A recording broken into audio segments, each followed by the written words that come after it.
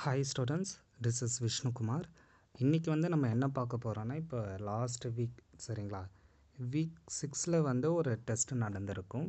டெஸ்ட்டோட social question paper, அந்த கொஸ்டினுக்கான explanation இன்றைக்கி பார்க்க போகிறோம் சரிங்களா. 2 லெசனுக்கு மட்டும் பார்க்க போகிறோம். அரசியல் கட்சிகள், குடிமக்களும் குடியுரிமைகளும், அந்த ஒரு லெசனில் மட்டும் நம்ம இன்றைக்கி கேள்விகள் பார்க்கலாம். அண்ட் இந்த ஒரு கேள்விகளை நான் எப்படி பிரிக்க போகிறேன்னா, ஆன்சரும் சொல்கிறேன், பட் நான் ஒரு சில கொஸ்டினை மட்டும் இம்பார்ட்டன்ட் கொடுத்து நம்ம பார்க்கலாம் சரிங்களா. ஸோ இதில் நம்ம இந்த தேடல் சின்னம் சரிங்களா. ஃபஸ்ட்டு கேள்வி பாருங்கள். தேடல் சின்னங்கள் தொடர்பான ஆணை வெளியிடப்பட்ட ஆண்டு என்ன வருஷத்தில் இந்த தேடல் சின்னங்கள் ஆண்டு வெளியிடப்பட்டது அப்படின்னு கேட்குறாங்க. ஆன்சர் 1968 ஓகேங்களா. அப்போ இந்த ஒரு கேள்வி அந்தளவுக்கு இம்பார்ட்டண்டானா இல்லை சரிங்களா. அடுத்த கேள்வி. இப்போ இந்த ஒரு கேள்விக்கு வருவோம். இப்போ இந்த பொருத்துகளை நீங்கள் பார்க்குறப்ப இந்த 4வது ஆப்ஷனை பாருங்கள். இந்திய தேடல் ஆணைய தலைமையகம். அப்போ இந்திய தேடல் ஆணைய தலைமையகம்னா இந்தியாக்குள்ளார இருக்கணும் கரெக்டாக. அப்போ இந்த ஆப்ஷனில் பாருங்கள், இந்தியாக்குள்ளார எது வரும்? புதுடெல்லி மட்டும்தான் வருமே. ஆன்சர் அவ்வளோதான் சரிங்களா. அப்போ 4க்கு பி. அப்போ 4க்கு பின்னா இந்த 2 ஆப்ஷன் வரும். செகண்ட் வராது, ஃபஸ்ட் வராது. இதுக்கப்புறம் வாங்க, பல கட்சி முறை. நம்ம இந்தியாவோட பல கட்சிகள் நிறைய இருக்குது, நம்ம பார்த்துக்கிட்டு இருப்போம். அப்போ 3க்கு டி. அப்போ 3க்கு டினா ஆன்சர் 3rd ஆப்ஷன் சரிங்களா. ஸோ இந்த மாதிரி நம்ம யோசித்து ஆன்சர் பண்ணலாம். அண்ட் இந்த பலக்கட்சி இந்தியா அப்படிங்கிற இந்த ஆப்ஷனை வச்சு மட்டுமே நீங்கள் இன்னொரு கேள்விக்குமே ஆன்சர் பண்ணலாம். எந்த கேள்வி அப்படின்னா 85வது கேள்வி. 85ல் பாருங்கள், இந்தியாவில் உலகின் அதிக எண்ணிக்கையிலான கட்சிகள் காணப்படுகின்றன. ஆமாம் இருக்குது, அப்போ இது கரெக்டு. ஆனால் கூற்று 2 பாருங்கள், ஆளுங்கட்சி தலைவர் கேபினெட் அமைச்சர் அந்தஸ்தை கொண்டிருப்பார். தப்பு. யார் கொண்டிருப்பார்? எதிர்கட்சி தலைவர் கொண்டிருப்பார். அப்போ நீங்கள் இங்கே என்ன புரிஞ்சுக்கணும் அப்படின்னா, கொஸ்டினை பொறுத்தளவுக்கு அவங்க எங்கே மிஸ்டேக் பண்ணுவாங்கன்னு நீங்கள் தெரிஞ்சுக்கணும் சரிங்களா. அப்போ ஆளுங்கட்சினா எதிர்கட்சி தலைவர், கேபினெட்னா இங்கே வேறு ஏதாச்சும் புக்கில் கொடுத்துருப்பாங்களான்னு நீங்கள் யோசிக்க ஆரம்பிக்கணும். அப்போ 1 கரெக்டு, 2 தப்பு. அப்போ கூற்று 1 சரி, கூற்று 2 தப்பு. இதான் ஆன்சர் ஓகேங்களா. அண்ட் இதுக்கப்புறம் அப்படியே கீழே வாங்க. 85வது கேள்வி பாருங்கள், அரசியல் கட்சியின் அடிப்படை அங்கம். அப்போ தேடல் அறிக்கை எப்படி அரசியல் கட்சியோட அடிப்படை அங்கம்னு சொல்லுவோம்? தப்பு. சிவசேனை கட்சி ஜார்க்கண்டா? இல்லவே இல்லை, தப்பு. ஒரு கட்சி முறை ஸ்வீடனா? இல்லவே இல்லை.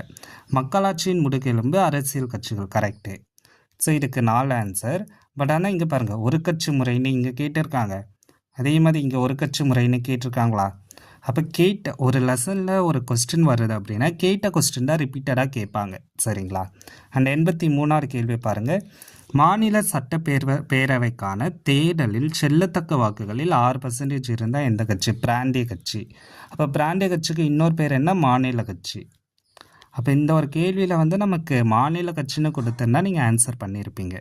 அதனால தான் பிராந்திய கட்சி அப்படின்னு அதை மாற்றிருக்காங்க ஓகேங்களா. அண்ட் நம்ம இப்போ 6 கேள்விக்குமே ஆன்சர் பார்த்துருப்போம்.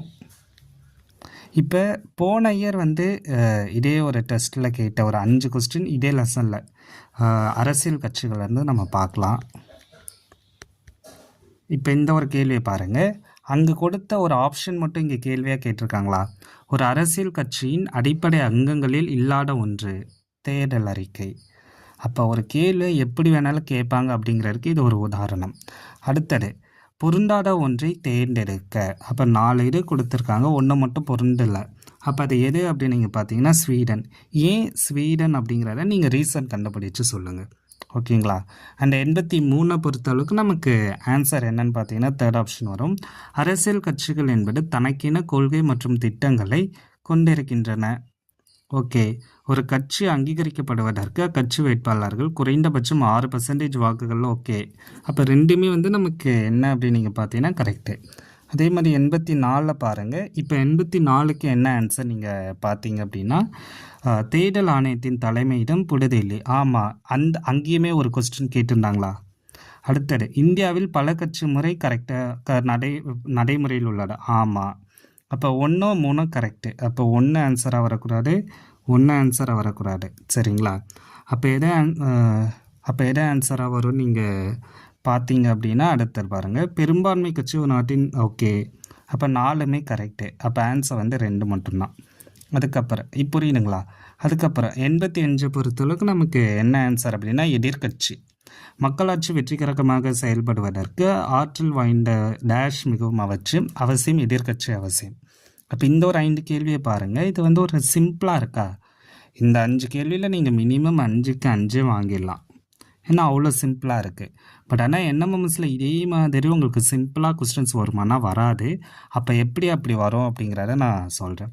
இப்போ இன்னொரு லெசனை நம்ம பார்ப்போமே.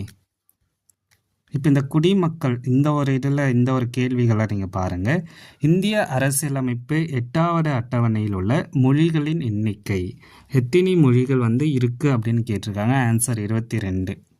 ஸோ இது நம்ம ஸ்கூல் புக்கில் இருக்கும். ஓகேங்களா? அண்ட் இப்போ இந்த 96 பாருங்கள். இந்திய அரசியலமைப்பு சட்டம் நமக்கு இரட்டை குடியுரிமையை வழங்குகிறதா? இல்லை, ஒற்றை குடியுரிமை தான். நல்லா தப்பு. இந்திய அரசியலமைப்பு பகுதி 3 இல்லை, இந்திய குடியுரிமை பற்றி பேசுகிற பகுதி 3 இல்லவே இல்லை. ஸோ அதனால் இது தப்பு. அதே மாதிரி இந்திய அரசியலமைப்பு 44 தப்பு, 42ன்னு புக்கில் கொடுத்துருப்பாங்க. சரிங்களா? அண்ட் இதுதான் ஒரு என்எம்எம்எஸில் கேட்ட கொஸ்டின். சரிங்களா? இப்போ நான் அந்த ஒரு கேள்வி காமிக்கிறேன். இந்த 96ல் 3வது இந்த ஒரு கேள்வி என்எம்எம்எஸில் கேட்டிருப்பாங்க. ஸோ இப்போ லாஸ்ட்டு நான் இங்கே வச்சுருப்பேன்.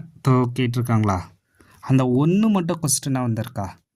இந்திய அரசியலமைப்பின் டேஷ் சட்ட திருத்தத்தின்படி இந்திய குடிமக்களுக்கான அடிப்படை கடமைகள் வரையறுக்கப்பட்டுள்ளன. அப்போ எது கேள்வியாக வருமோ அதுதான் டெஸ்ட்டிலே கேட்பாங்க. அதை தான் நீங்கள் ஆன்சரை பண்ணணும். ஓகேங்களா? அப்போ ஆன்சர் 42. ஓகேங்களா? ஸோ இதுக்கான ஆன்சர் வந்து 42. ஸோ நம்ம எங்கே விட்டோம்?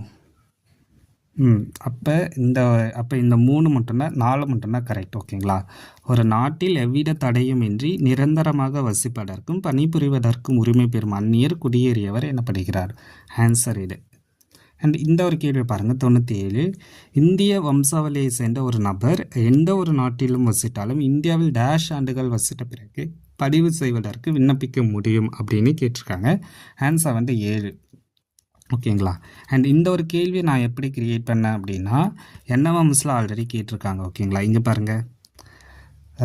2004 டிசம்பர் 3ஆம் நாள் முதல் வெளிநாட்டில் பிறந்தவர்கள் இந்திய வம்சாவளி குடியுரிமை பெற அவர்களுக்கு எவ்வளோ வருஷத்துக்குள்ளார இருக்கணும்? 1 இயர். அப்போ இதை வச்சு தான் இந்த ஒரு கேள்வியை நான் க்ரியேட் பண்ணேன். ஓகேங்களா? ஏன் இதே நான் இங்கே சொல்கிறேன் அப்படின்னா நீங்கள் என்எம்எம்எஸ்க்கு எப்படி படிக்கணும் அப்படிங்கிறதுக்காக நான் அதையும் இங்கே மென்ஷன் பண்ணுறேன். அதுக்கப்புறம் பாருங்கள் இந்த ஒரு கேள்வி. வெளிநாடு வாழ் இந்திய தினம் வந்து எப்பொழுது கொண்டாடப்படுகிறது அப்படின்னு கேட்குறாங்க. ஜனவரி 9. அண்ட் இந்த டேட்டில் தான் வந்து யார் மகாத்மா காந்தியுமே தென்னாப்பிரிக்காவிலேருந்து வந்திருப்பாங்க. அந்த மாதிரி கொடுத்துருப்பாங்க. நீங்கள் அதையும் நல்லா படித்து வச்சுக்கணும். அதே மாதிரி 99. சரிங்களா? இந்த 99 பொறுத்தளவுக்கு 1 வந்து தப்பு, 2 வந்து கரெக்டு. ஸோ 2வது இது வந்து இதுக்கு முன்னாடி என்எம்எம்ஸ்லையுமே கேட்கல, மார்க் டெஸ்ட்டில் வந்து நிறைய கேட்டிருக்காங்க. சரிங்களா? அண்ட் 100 பொறுத்தளவுக்கு நமக்கு ஆன்சர் வந்து OCI. ஓகேங்களா? அண்டு போன இயர் கேட்ட கேள்வி நம்ம பார்க்கலாம். அண்ட் இங்கே பாருங்கள், அந்த பிரிவு மட்டும் இங்கே கேட்டிருக்காங்களா?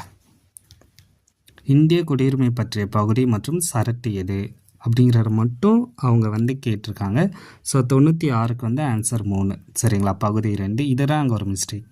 அதே மாதிரி 97ல் வந்து அவங்க என்ன கேட்குறாங்க? சரியான குற்றை வந்து எதுன்னு கேட்குறாங்க. நான் 3. சரிங்களா? அடிப்படை உரிமைகள் இந்திய குடிமகன் அனுபவிக்க நமது அரசியலமைப்பு சட்டம் உத்தரவாதம் அளிக்கிறது.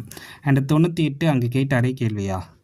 ஸோ ஆன்சர் நீங்கள் பார்த்தீங்க அப்படின்னா 98 பொறுத்தளவுக்கு ஜனவரி 9. 99 இப்போ தான் நம்ம பார்த்தோம். சரிங்களா? ஆன்சர் என்னன்னு உங்களுக்கே தெரியும். ஓகே, குடியரசுத் தலைவர். அண்டு 100 பொறுத்தளவுக்கு நமக்கு என்ன ஆன்சர்னால் கரெக்டு தான். அப்போ நீங்கள் இதில் பார்த்தீங்கன்னா அந்த கேள்வி அந்த கொஸ்டின் பேப்பரில் கேட்டதுன்னா இங்கே தனியாக ஒரு கொஸ்டினாக கேட்டிருக்காங்க. அண்டு இந்த ஒரு கொஸ்டின் பேப்பர் நான் க்ரியேட் பண்ணுறப்ப இதை மொத்தமாக க்ரியேட் பண்ணேன். ஓகேங்களா? எல்லாமே ஒரே இதில் வரணும் அப்படின்னு. ஏன்னா இந்த ஒரு கேள்வித்தாளை வந்து நான் தான் க்ரியேட் பண்ணேன். அதாவது இந்த சரிங்களா? கொஞ்சம் கரெக்ஷனாக பார்த்தேன். ஏன் இதே நான் சொல்கிறேன் அப்படின்னா நம்ம என்எம்எம்எஸ்க்கு படிக்கிறோம் அப்படிங்கிறப்ப அந்த என்எம்எம்எஸ் கேள்வித்தாள் மாதிரி நமக்கு இருக்கணும். சரிங்களா? என்எம்எம்எஸில் கேட்குற மாதிரி அந்த ஒரு கேள்வியோட ஸ்டாண்டர்ட் இருக்கணும். ப்ளஸ் நம்ம படிக்கிற கொஸ்டின் வந்து இதுக்கு முன்னாடி இருக்கிற என்எம்எம்எஸ்லையுமே வந்திருக்கணும். ஓகேங்களா? இங்கே கேட்டிருக்காங்களா? அண்டு இது வந்து ஸ்கூல் புக்கில் வேறு எந்த ஒரு லைனு கேட்க வாய்ப்பு இருக்குன்னு கேட்டேன்னா அப்போ நீங்கள் இப்படி கொஸ்டின் பேப்பரை எடுத்து ஆன்சர் பண்ணணும். அண்ட் இந்த மாதிரி ஒவ்வொரு லெசனுக்குமே நீங்கள் டெஸ்ட் எழுதணும். ஒவ்வொரு லெசனில் இருந்துமே கொஸ்டினை வந்து எக்ஸ்பெக்ட் பண்ணி படிக்கணும். ஓகேங்களா? அண்ட் அதுதான் நம்மளோட ஆன்லைன் கிளாஸ். அண்ட் நம்மளோட எக்ஸ்ப்ளனேஷன் இப்படி தான் இருக்கும். ஓகேங்களா? அண்ட் இந்த ஒரு லெசனில் இப்போ 2 லெசன் பார்த்துருக்கோமா, இந்த 2 லெசனுக்கு தனியாக நம்ம அந்த லெசனோட டாபிக், அந்த டாப்பிக்கில் என்னென்ன கேட்பாங்க, என்னென்ன கேட்க வாய்ப்பு இருக்குன்னு தனியாகவே நம்ம அதை பார்க்கலாம். பட் இன்றைக்கி வந்து ஒரு கொஸ்டின் பேப்பரை எடுத்தால் எப்படி ஆன்சர் பண்ணணும்னு சொல்லியிருப்பேன். அண்டு இதில் வந்து நிறைய கொஸ்டின்ஸ் ரிப்பீட்டடாக கேட்குறாங்களே, கரெக்டாக இப்போ நம்ம பார்த்தோம். அப்போ அந்த ரிப்பீட்டடாக கேட்குறதெல்லாம் ஒன்றா நீங்கள் எழுதி வச்சுட்டு அதை மெமரி பண்ணிடணும்.